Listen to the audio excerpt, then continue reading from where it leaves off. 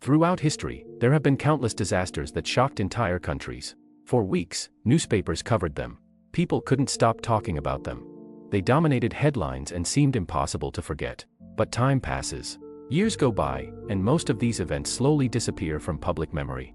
Today, many of them are barely mentioned, even though they changed cities, laws, and thousands of lives forever. In this video, we're looking at some of history's forgotten disasters and the incredible stories behind them. And if you enjoy videos like this, I also have a Telegram channel where we discuss future video ideas, vote on upcoming topics, and share interesting stories that don't make it into the videos. The link is in the description. Great Molasses Flood, 1919.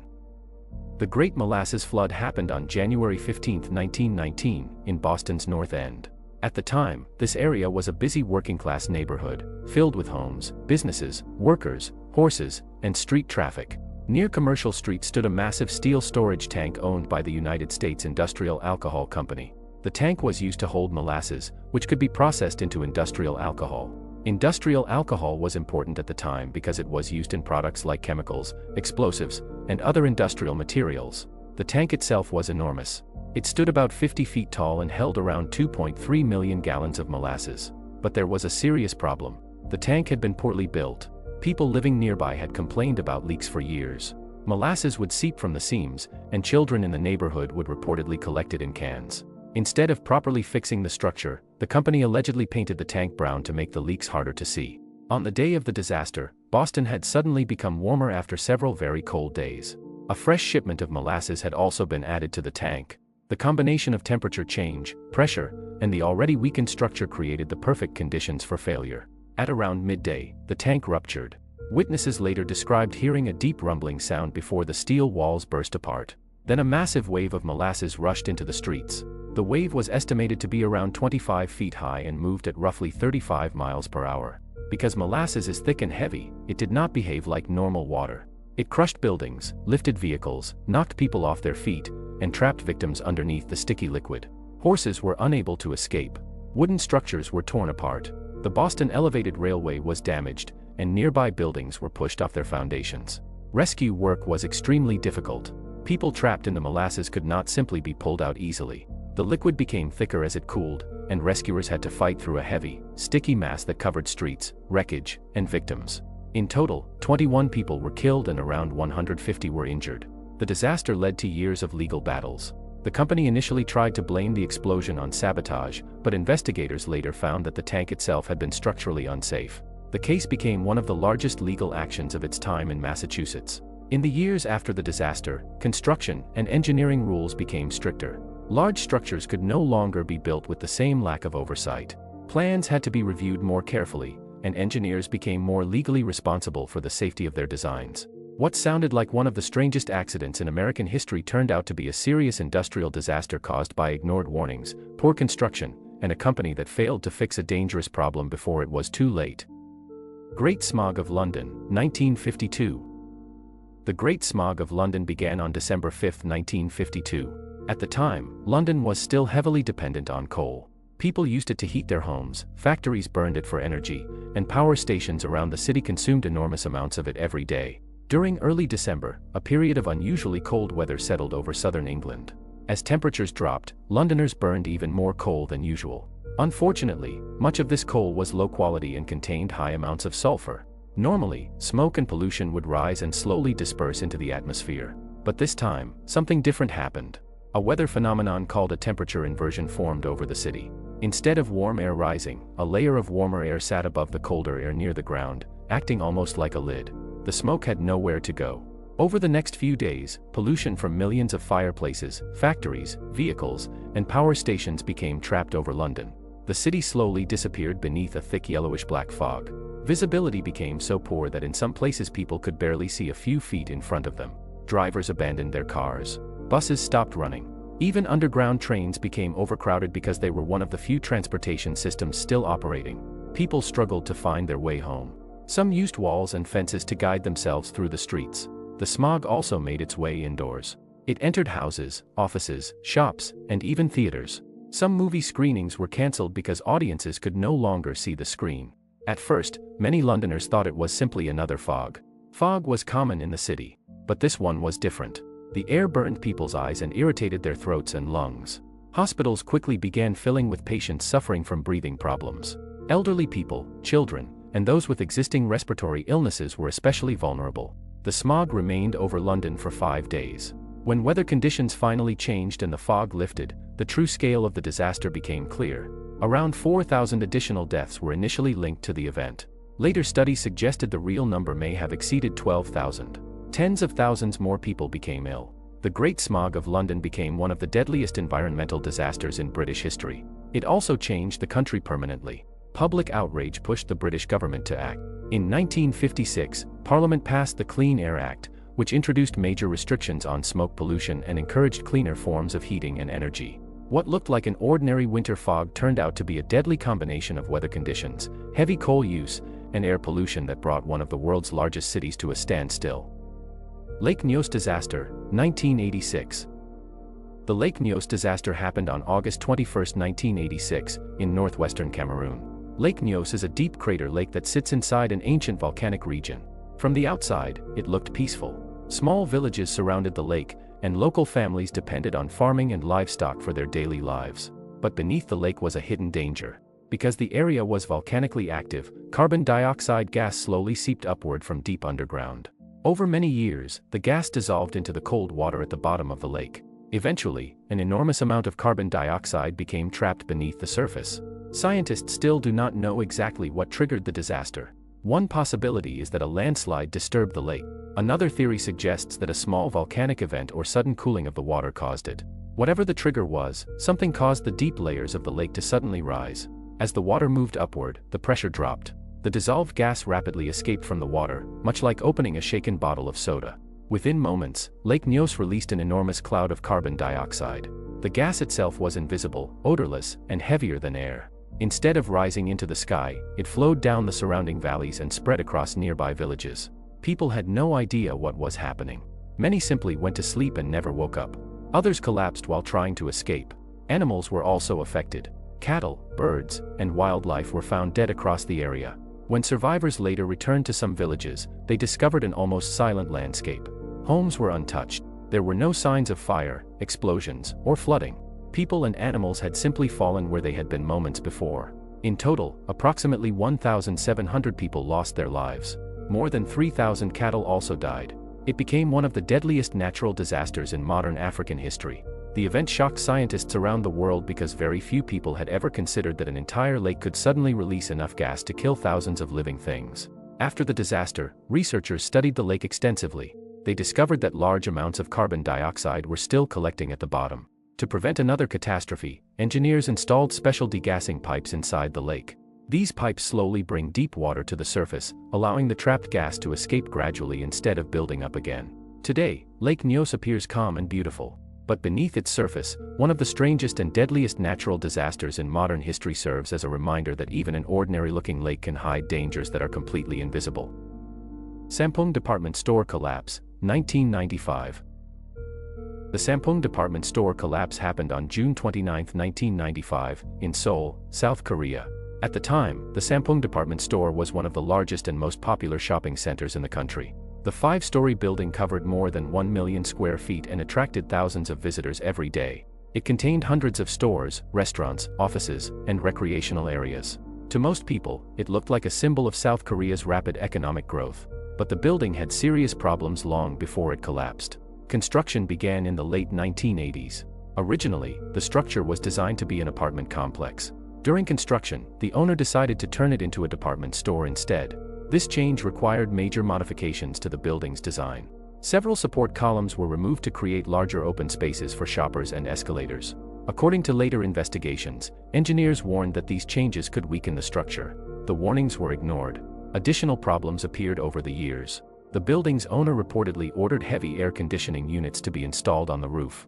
Instead of using cranes, workers dragged the units across the roof, causing damage to the structure. A 5th floor was also added, increasing the building's weight even further. Cracks began appearing throughout the department store. By June 1995, some of the cracks had become large enough to alarm employees. On the morning of June 29, workers heard unusual noises coming from the upper floors. Throughout the day, the cracks continued to grow. Several stores were closed, and some employees urged management to evacuate the building. Management decided to keep the department store open. Closing the building would have meant losing a large amount of money. Thousands of people remained inside. At around 5:57 p.m., witnesses heard loud popping sounds. Within seconds, several support columns failed. The floors above began collapsing onto each other. The entire central section of the department store fell in less than 20 seconds. A massive cloud of dust covered the area. Cars were crushed. Concrete and steel buried shoppers, workers, and employees beneath the wreckage. Emergency crews rushed to the scene and immediately began rescue operations. Search efforts continued for days. Some survivors were found trapped inside small pockets beneath the debris. One woman was rescued after spending 17 days under the collapsed building, becoming one of the longest known survivors of a major structural collapse. The disaster killed 502 people and injured more than 900 others. It remains one of the deadliest peacetime building collapses in modern history. Investigators later concluded that the tragedy was not caused by an earthquake, explosion, or natural disaster. It was caused by a series of decisions that ignored engineering standards, safety concerns, and repeated warning signs. The collapse shocked South Korea and led to major reforms in construction regulations, inspections, and building safety standards. What appeared to be one of the country's most successful shopping centers was, in reality, a structure that had been slowly failing for years before finally collapsing in less than half a minute. The Year Without a Summer, 1816. The Year Without a Summer began in 1816, but the story actually started nearly 10,000 miles away. In April 1815, Mount Tambora, a volcano on the Indonesian island of Sumbawa, erupted in one of the most powerful volcanic explosions in recorded history. The eruption was so massive that it could be heard hundreds of miles away. Entire villages were destroyed. Thousands of people died from the immediate effects of the eruption and the famine that followed. But the volcano's impact did not end in Indonesia. The explosion blasted enormous amounts of ash, dust, and sulfur-rich gases high into the atmosphere. These particles spread around the world and remained there for months, reflecting part of the sun's energy back into space. Global temperatures began to drop. By the following year, people across Europe and North America noticed that something was wrong. Spring arrived late. Temperatures remained unusually cold. Then summer came, but it did not feel like summer at all. In parts of the United States and Canada, snow fell in June. Lakes and rivers froze unexpectedly. Farmers woke up to find their crops covered in frost. Many tried planting again, only to watch their fields fail a second time. Similar problems appeared across Europe. Heavy rains, cold temperatures, and poor harvests led to food shortages and rapidly rising prices. In some regions, people struggled to find enough food for themselves and their livestock. Riots and protests broke out as supplies became scarce. Families were forced to sell possessions simply to buy bread and grain. The unusual weather also changed daily life in unexpected ways. In Switzerland, continuous rain and cold weather kept a group of writers indoors for days. One of them was Mary Shelley. During that summer, she began writing the story that would eventually become Frankenstein. The event became known as the Year Without a Summer. Unlike most disasters, there was no single explosion, flood, or collapse that people could point to. Instead, millions of people around the world experienced months of strange weather without understanding that they were all connected to the same event. Today, the eruption of Mount Tambora is considered one of the most significant volcanic events in modern history. It demonstrated that a single natural disaster in one part of the world could alter weather patterns across entire continents and affect the lives of millions of people thousands of miles away. Lac-Mégantic Rail Disaster, 2013.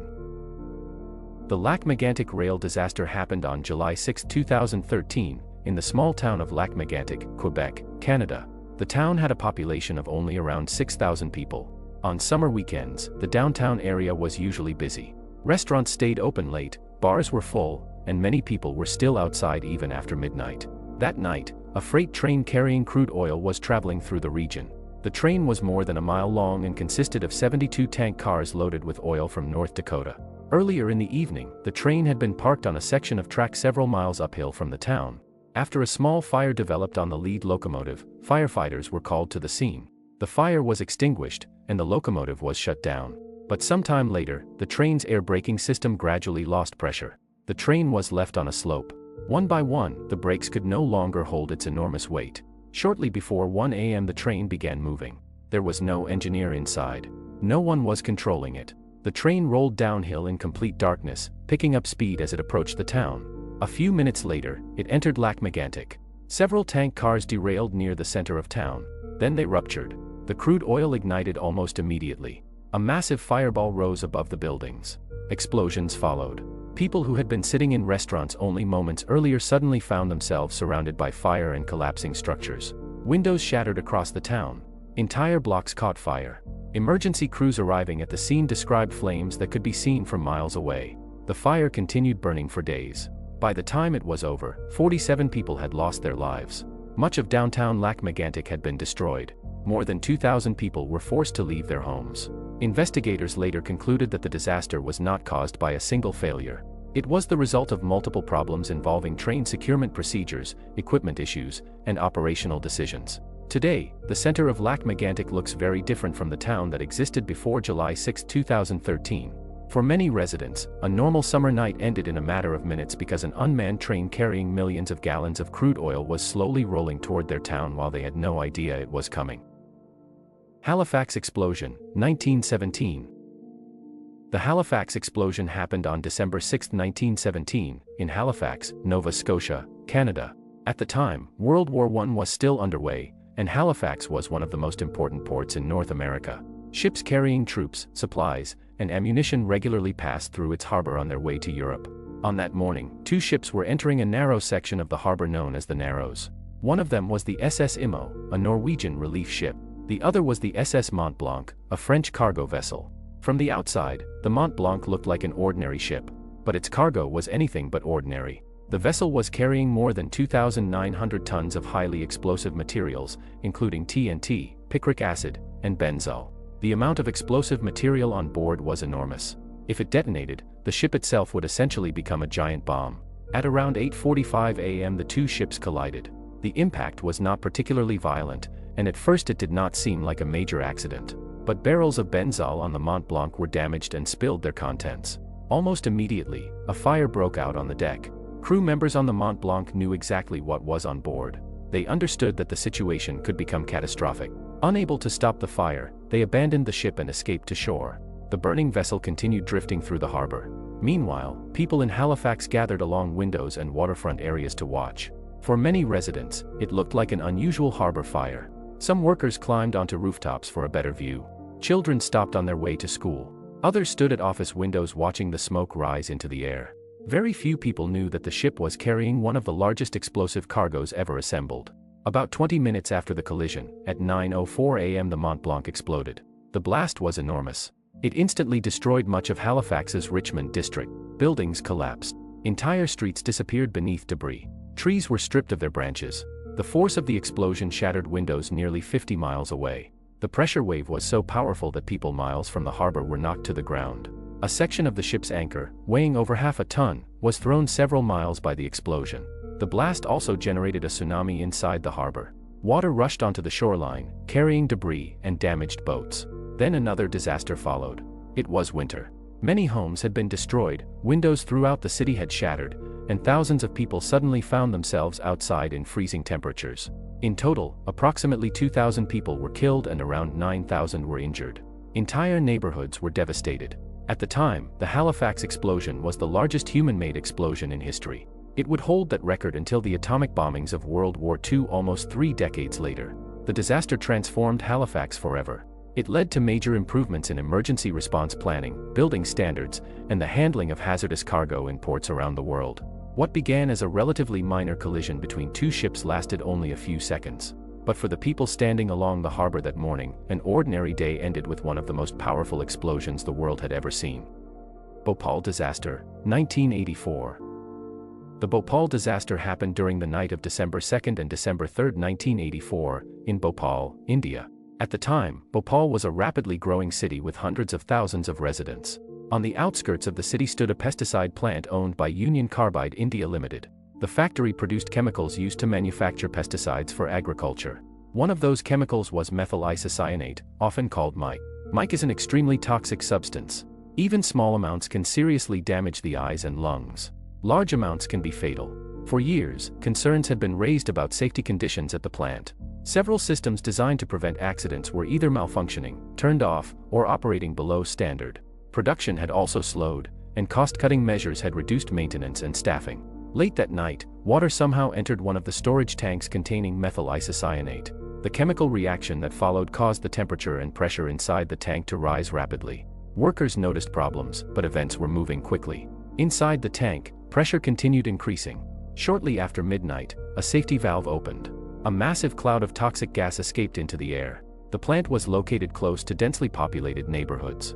Most people in those communities were asleep. Within minutes, the gas spread through nearby streets. Residents suddenly woke up coughing and struggling to breathe. People ran from their homes without knowing what was happening. Many could barely see. Others experienced severe burning in their eyes and throats. Some collapsed while trying to escape. Parents carried children through the streets. Families became separated in the confusion. Because the release happened in the middle of the night, many people had little time to react or understand what they were facing. Hospitals quickly became overwhelmed. Doctors and medical staff were treating thousands of patients but initially had very little information about the gas that had been released. The scale of the disaster became apparent by sunrise. Bodies lay throughout parts of the city. Animals had also died across affected neighborhoods. Official figures vary, but thousands of people lost their lives in the immediate aftermath. Over the years, estimates of the total death toll, including long-term health effects, have reached well over 15,000 people. Hundreds of thousands more suffered injuries and health problems. Many survivors experienced chronic respiratory illnesses, vision problems, and other long-term medical complications. The Bhopal disaster is widely considered one of the worst industrial accidents in history. Investigations pointed to multiple factors, including inadequate safety systems, poor maintenance, and operational failures. The disaster changed the global conversation about industrial safety. It led to new regulations in many countries and raised serious questions about how hazardous facilities should be managed near large populations. For the people of Bhopal, the disaster did not last only one night. For many families, its effects continued for decades. What began as a chemical reaction inside a single storage tank became one of the deadliest industrial catastrophes ever recorded. Vajont Dam Disaster, 1963. The Vajont Dam disaster happened on October 9, 1963, in northern Italy.